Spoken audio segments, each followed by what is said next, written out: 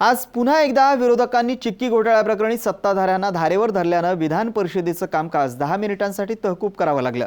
सत्तेत आल्यानंतर मुख्यमंत्री असंवेदनशील झाल्याचा आरोप राष्ट्रवादीच्या धनंजय मुंडेंनी केला। चिक्की घोटाळ्याप्रकरणी पंकजा मुंडेंना उत्तर देण्यापासून रोखत धनंजय मुंडेंनी या प्रकरणी मुख्यमंत्र्यांनी स्पष्टीकरण द्यावं अशी मागणी केली। हे संवेदनशील मुख्यमंत्री राज्याचे लगेच हे थांबवतील। मी त्यांना हेही सांगितलं होतं की आज पैसे जाणार आहेत, तुम्ही थांबवा। कुठल्या गतिमानतेचा विषय तुम्ही सांगताय? कुठल्या तुम्हाला लवकर पैसे खर्च करायचे तुम्ही सांगताय? जर 13 फेब्रुवारीला तुम्ही ऑर्डर काढल्यात, ऑर्डर काढताना म्हणता की आम्हाला पैसे लवकर खर्च करायचे आहेत आणि 20 मेला तुम्ही पैसे देता, जे पैसे तुमच्याकडे डिसेंबर महिन्यात आले।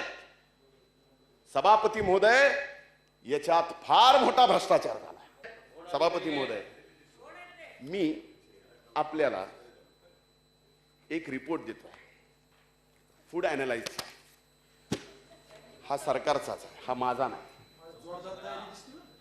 सरकारचाच आहे। याच्यात या चिक्कीच्या बाबतीत बॅच नंबर नो मेन्शन, गरज नाही बॅच नंबरची।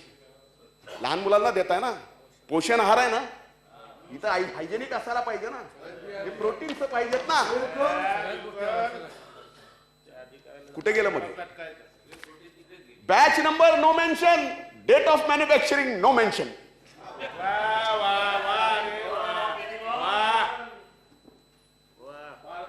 आणि सभापती महोदय, शेवटी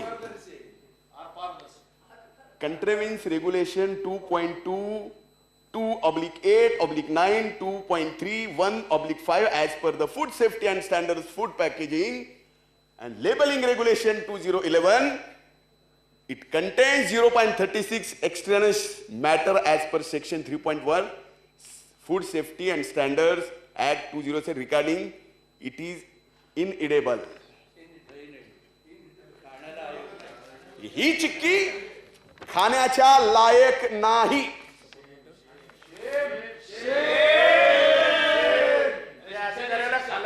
स्टेट पब्लिक हेल्थ लॅबोरेटरी, सभापती महोदय, स्टेट पब्लिक हेल्थ लॅबोरेटरीचं हे सर्टिफिकेट करावं आपल्या सभापती। 215 प्रकरण 16 फेब्रुवारी 2015 मे गोवर्धन आयुर्फार्मा लिमिटेड यांना सुमारे 5 कोटी रुपयाची आयुर्वेदिक बिस्किट पुरवण्या करण्याची मान्यता देण्यात आलेली त्या शासन निर्णयात।